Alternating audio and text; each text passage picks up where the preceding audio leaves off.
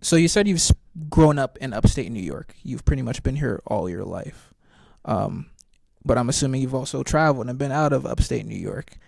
Uh, so tying that back to your literary magazine, what do you think it is that you get out of your literary magazine being based here in upstate versus how it may have turned out if you weren't doing it here with a different community? Um, Like, I'm thinking, it would be, I'm not sure. mm, But I do want to say, though, that heavily, heavily inspired by my time living in New York City. I went to City College in New York for music education. mm-hmm. And while I was there, you're just able to experience every culture around the world. It's the fashion capital of the world. Like, pop stars are born on every corner. And there's just something in the water in New York City that just um, breeds creativity. Um, that being said, for me, it was a little too much, um, The city? overwhelming, Yeah. um, because I play different instruments. I play in bands. I DJ, um, and so I could play in a band and DJ like every night in New York City. There's clubs for days. Mm-hmm. I always suggest to young artists to go and live in New York City and go nuts. Don't sleep, burn the candle at both ends, do all the gigs, and then, really figure out what you want to do out of art. Get it out of your system to do all the gigs and, play all the shows and all the cool bars. But then moving it up to Troy really let me focus on the art I personally wanted to make. So, yeah, Troy gives me everything I need as far as space, quiet, and there's also amazing, talented artists just around the corner. So, yeah, hypersaturation looks the way it does currently because of and thanks to Upstate New York. It's a 100% Upstate New York magazine. Um, all the artists on the cover have been Upstate New York based, and um, yeah, and I thank Upstate New Yeah. York. And yeah, I just love it up here. I've got family in California. I go out there a few times a year now, and New York is just really just cozy, and just really love the aesthetic. Just the outdoors, the Adirondacks, the Catskills, just driving through, just like is just so peaceful, and then just like the nature out here, you're really close to nature. Yeah, absolutely. Cause for me, I've been living upstate for like probably the past 14 years, and I really never got to explore it because I was always in school. And then when I went to college all the way out in Buffalo, and I never really got to take the time to really see what is here. Because it's different from the city. Like if you go to the city, you're gonna see everything. It's all in your face. But I guess the beauty of upstate is that there are a lot of really nice places, a lot of really cool spots, whether that be going out or just nature. But you have to look for it. That's the only thing. But yeah, there's definitely some great nature walks that you could take. There are waterfalls, um, and I definitely spent a good majority of my summer trying to be out and really explore the area.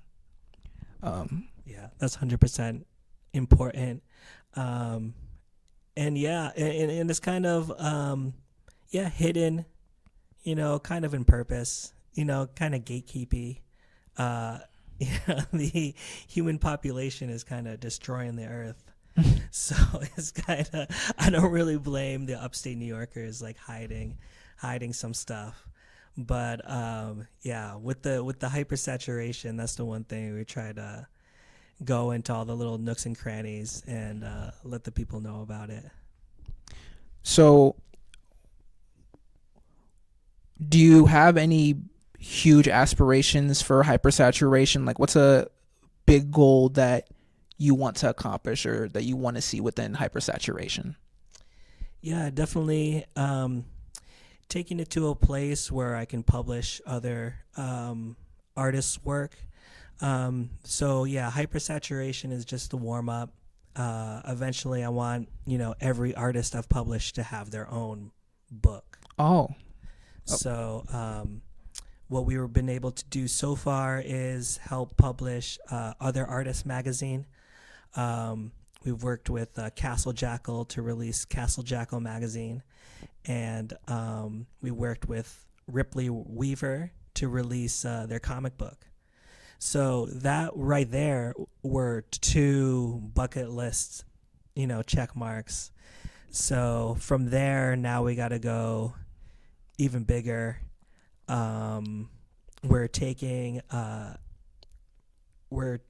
requests for advertising. That's another big thing that's going to help the magazine grow, is kind of tying in other local businesses to help the magazine grow. So like locally, and then the whole magazine is relying on local artists.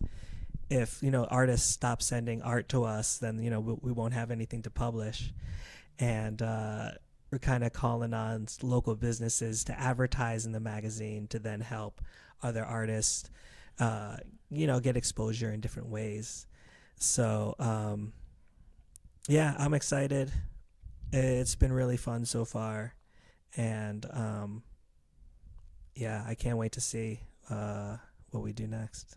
Yeah, that's a really, really cool vision. Like, to have all the artists that you've had on your magazine have their own book. That's really, really cool. Great advertisement for you and for them. No, 100%. And I really just want, like a bookstore. Like the end goal, like 10 years from now, is like a hypersaturation bookstore where it's just like all local artists' books. And, I want to be able to inspire other artists to want to make art. And even like, for someone to think like, I'm going to make a piece of art to be in hypersaturation, that already, like, that's like the biggest win I could ever ask for. The fact that people are like inspiring people to create art and getting people excited to put their art out there to then inspire other people, like that art butterfly effect is just that's what it's all about for me. And just someone picking up the magazine tattered in 20 years or 30 years, who knows, somewhere, and is able to see some art in a magazine from 2023. And that that when the UFOs come down, and then and they see it and they take it, the hypersaturation, to the other galaxy, and that inspires like a little alien child to make some alien art. Love the vision. Then yeah, case closed, call it a day. That's the goal, really. That's cool.